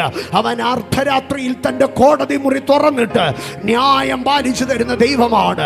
ഇന്ന് രാത്രി അവന്റെ വലങ്കയിൽ നീതിയുണ്ട്. നിന്റെ നീതി ഒരു മനുഷ്യന്റെ കയ്യിലല്ല, നിന്റെ നീതി ഒരു സംഘടനയുടെ കയ്യിലല്ല, നിന്റെ നീതി ഒരു പാർട്ടി പ്രവർത്തകന്റെ കയ്യിലല്ല, നിന്റെ നീതി ഒരു MLA-യുടെയും MP-യുടെയും മുഖ്യമന്ത്രിയുടെയും കയ്യിലല്ല. നിന്റെ നീതി ദൈവത്തിന്റെ വലങ്കയിലാണ്. ഇന്ന് രാത്രി ഏതൊക്കെ സാമ്രാജ്യങ്ങൾ നിനക്കെതിരെ അനീതിയുടെ ചെങ്കോൽ ഉയർത്തിയാൽ നിന്നെ നശിപ്പിക്കാൻ കഴിയത്തില്ല. എൻ്റെ ദൈവത്തിന്റെ വലങ്കൈ ഇറ്റ്സ് ഫുൾ ഓഫ് റൈച്ചസ്നെസ്. എൻ്റെ ദൈവത്തിന്റെ വലങ്കൈ നീതി നിറഞ്ഞിരിക്കുന്നു. അവൻ്റെ വലങ്കയിൽ അഗ്നിമയമായ ഒരു പ്രമാണമുണ്ട്, ഞാനത് അനുസരിക്കുക. അവൻ്റെ വലങ്കയിൽ നീതി നിറഞ്ഞിരിക്കുന്നു. മൂന്നാമതായി സദൃശവാക്യങ്ങളുടെ പുസ്തകം 3-ാം അധ്യായം അതിൻ്റെ 16-ാം വാക്യത്തിൽ ഇങ്ങനെയാണ് പറയുന്നത്, അതിൻ്റെ വലങ്കയിൽ ദീർഘായുസ്സുണ്ട്. ഇന്ന് രാത്രി ഞാൻ വിളിച്ചു പറയുന്നു, അവൻ്റെ വലങ്കയിൽ ദീർഘായുസ്സുണ്ട്, അവൻ്റെ വലങ്കയിൽ ദീർഘായുസ്സുണ്ട്. ഇന്ന് രാത്രി ദൈവത്തിൻ്റെ പൈതലെ, പിശാച് അവൻ്റെ കയ്യിലുള്ള രോഗത്തിൻ്റെ ശൂലവുമായി നിനക്കെതിരെ കടന്നു വന്നേക്കാം. പക്ഷെ ഇന്ന് രാത്രി ഞാൻ പ്രസംഗിക്കുന്നു, എൻ്റെ ദൈവത്തിന്റെ വലങ്കയിൽ, എൻ്റെ ദൈവത്തിന്റെ വലങ്കയിൽ ദീർഘായുസ്സുണ്ട്. നീ മരിക്കയില്ല, നീ മരിക്കയില്ല, നീ ജീവിച്ചിരുന്ന് യഹോവയുടെ പ്രവർത്തികളെ വർണ്ണിക്കുക. ഇന്ന് രാത്രി ഈ കൺവെൻഷന്റെ സമാപന രാത്രിയിൽ മരണത്തിന്റെ അധികാരിയായ പിശാചിനെ തന്റെ മരണത്താൽ നീക്കിക്കളഞ്ഞ യേശു ക്രിസ്തു മുഖാന്തരം ഞാൻ ജയമെടുക്കുകയാണ്. ഇന്ന് രാത്രി ഈ ആരാധന കഴിഞ്ഞ് നീ മടങ്ങി പോകുമ്പോൾ ചില മാസങ്ങളായി നിന്നെ വേട്ടയാടുന്ന മരണത്തിന്റെ അന്ധകാര ഇന്ന് രാത്രി ഇവിടെ അടിവേര് പറഞ്ഞു മാറുകയാണ്. യേശുവിന്റെ നാമത്തിൽ, യേശുവിന്റെ നാമത്തിൽ, യേശുവിന്റെ നാമത്തിൽ. എനിക്കതിന്റെ അടുത്ത ഭാഗത്തിലേക്ക് പ്രവേശിക്കാൻ കഴിയാതെ പരിശുദ്ധാത്മാവിനെ അതിനകത്ത് പിടിച്ചു നിർത്തുന്നു. ഹോളി സ്പിരിറ്റ് ഈ രാത്രി ദൈവത്തിന്റെ വലങ്കൈ ഇതിനകത്ത് നീട്ടുകയാണ്. അവന്റെ വലങ്കയിൽ ദീർഘായുസ്സുണ്ട്, അവന്റെ വലങ്കയിൽ ദീർഘായുസ്സുണ്ട്. ഇന്ന് രാത്രി ദൈവത്തിന്റെ വലങ്കൈ ഇതിനകത്ത് വെളിപ്പെടുകയാണ്. അവന്റെ വലങ്കയിൽ ദീർഘായുസ്സുണ്ട്. ഞാൻ ഒരു ഭാഗം പറഞ്ഞ് അതിലേക്ക് മടങ്ങി വരികയാണ്. ഞാൻ ആരംഭത്തിങ്കൽ പറഞ്ഞു, ഇതാ യോഹന്നാൻ കർത്തൃ ദിവസത്തിൽ ആത്മവിവശനായപ്പോൾ യോഹന്നാൻ കണ്ടു 7 നിലവിളക്കുകളുടെ നടുവിൽ ഒരുവൻ തൻ്റെ അടുക്കലേക്ക് നടന്നു വരുന്നു. നോക്കുമ്പോൾ അവൻ്റെ വലങ്കയിൽ 7 നക്ഷത്രം ഇരിക്കുന്നു. യോഹന്നാൻ ചിന്തിച്ചു, ഇതാ ഉയർത്തെഴുന്നേൽക്കപ്പെട്ട ക്രിസ്തുവിൻ്റെ കയ്യിൽ 7 നക്ഷത്രം ഇരിക്കുന്നു. എന്തായിരിക്കും ഈ നക്ഷത്രം? അവൻ ആകാശത്തിൽ അധികാരമുണ്ടെന്ന് കാണിക്കാനായിരിക്കാം. പക്ഷേ യോഹന്നാനെ അരികെ വിളിച്ചിട്ട് യേശു പറഞ്ഞു, യോഹന്നാൻ, നീ എൻ്റെ കയ്യിൽ കണ്ട 7 നക്ഷത്രം എന്താണെന്നറിയാമോ? അത് സഭയുടെ ദൂതന്മാരാണ്. എൻ്റെ നിയോഗത്തെ പേറി, എൻ്റെ അഭിഷേകത്തെ പേറി, എൻ്റെ കൃപയെ വഹിച്ചുകൊണ്ട് ദേശത്തിൻ്റെ നടുവിൽ ഒരുത്തൻ ഇറങ്ങി നിന്നാൽ ഞാൻ അവനെ എൻ്റെ വലങ്കയിൽ വഹിക്കാം. ഇന്ന് രാത്രി നീ തിരിച്ചറിയണോ, നീ ദൈവത്തിൻ്റെ വലങ്കയിലാണ്. അവൻ്റെ വലങ്കയിൽ അഗ്നിമയമായ പ്രമാണമുണ്ട്, അവൻ്റെ വലങ്കയിൽ നീതിയുണ്ട്, അവൻ്റെ വലങ്കയിൽ ന്യായവിധിയുണ്ട്. അവൻ്റെ വലങ്കയിൽ അവൻ്റെ വലങ്കയിൽ എന്നെക്കുറിച്ചും നിന്നെക്കുറിച്ചും എഴുതിയ പുസ്തകം ഇരിപ്പുണ്ട്. അവൻ്റെ വലങ്കയിൽ ദീർഘായുസ് ഇരിപ്പുണ്ട്. അവൻ്റെ വലങ്കയിൽ നീയും ഞാനും ഇരിപ്പുണ്ട്. ഇന്ന് രാത്രി നിന്നെ തകർക്കുവാൻ നിൽക്കുന്ന ശത്രുമണ്ഡലങ്ങളുടെ മുൻപാകെ, നിന്റെ ജീവനെ അപഹരിക്കാൻ നിൽക്കുന്ന പൈശാചിക ശക്തികളുടെ മുൻപാകെ ഇന്ന് രാത്രി സ്വർഗം നിന്റെ അടുക്കൽ ഇറങ്ങി വന്ന് നിന്നിട്ട് പറയുകയാണ്, എൻ്റെ വലങ്കയിൽ ദീർഘായുസുണ്ട്. ഇന്ന് രാത്രി സ്വർഗം ഇതിനകത്ത് ചിലർക്ക് വേണ്ടി തൻ്റെ വലങ്കൈ നീട്ടി ദീർഘായുസ് നൽകുന്ന രാത്രിയാണ്. ഇന്ന് രാത്രി ഇതിനകത്ത് ദൈവത്തിൻ്റെ വലങ്കൈ ദീർഘായുസ്സിനെ നൽകുകയാണ്. കഴിഞ്ഞ രാത്രികളിലൊക്കെ അഭിഷക്തന്മാർ ഇതിനകത്ത് ശക്തമായി ശുശ്രൂഷിച്ചിരുന്നു. ചിലർ പാപമോചനത്തിലേക്ക് നിങ്ങളെ കൊണ്ടുപോയി, ചിലർ മിഷനിലേക്ക് നിങ്ങളെ ആഹ്വാനം ചെയ്തു, ചിലർ ദൈവിക കൃപകളിലേക്ക് നിങ്ങളെ കൊണ്ടുപോയി. ഇന്ന് രാത്രി പരിശുദ്ധാത്മാവ് എന്നോട് നിയോഗം നൽകുന്നു. എൻ്റെ മേൽ പകരപ്പെട്ട രോഗശാന്തിയുടെ അധികാരത്തെ ഇതിനകത്ത് റിലീസ് ചെയ്യുവാൻ ഞാൻ കാണുന്നു. ദൈവത്തിൻ്റെ ദീർഘായുസ് നിറഞ്ഞിരിക്കുന്ന വലങ്കൈ ഇതിനകത്ത് നീട്ടപ്പെട്ടിരിക്കുന്നു. ഇന്ന് രാത്രി ഇതിനകത്ത് ഏത് രോഗം നിന്നെ അലട്ടുകട്ടെ, ആന്തരിക മുഴകളാകട്ടെ, പുറത്തു വെളിപ്പെടുന്ന രോഗങ്ങളാകട്ടെ, ഇടയ്ക്കിടയ്ക്ക് നിന്നെ കയറി ആക്രമിക്കുന്ന രോഗങ്ങളാകട്ടെ, ഇന്ന് രാത്രി നിന്റെ വിടുതലിന്റെ രാത്രിയാണ്. ഈ രാത്രി രോഗസൗഖ്യങ്ങളുടെ രാത്രിയാണ്. യേശു ക്രിസ്തുവിന്റെ അധികാരമുള്ള നാമത്തിൽ നിന്റെ ശരീരങ്ങൾക്ക് നേരെ, നിന്റെ അസ്ഥിക്ക് നേരെ വ്യാപരിക്കുന്ന രോഗശക്തികളുടെ മേൽ ഇന്ന് രാത്രി ഞാൻ ദൈവിക അധികാരത്തിൽ ജയം പ്രഖ്യാപിക്കുകയാണ്. നിന്റെ കാഴ്ച ശക്തിക്ക് നേരെ, നിന്റെ കേൾവി ശക്തിക്ക് നേരെ, നിന്റെ മക്കളെ അപകട മരണത്തിൽ കൊണ്ടുപോകുമെന്ന്, നിന്റെ കുഞ്ഞുങ്ങളെ ശവപ്പെട്ടിക്കകത്താക്കുമെന്ന് വെല്ലുവിളിക്കുന്ന ശത്രുശക്തികളുടെ അധികാര മണ്ഡലങ്ങളെ ഇന്ന് രാത്രി പരിശുദ്ധാത്മാവ് പൊളിക്കുന്ന മിനിറ്റുകൾ ഇതിനകത്തേക്ക് കയറുകയാണ്.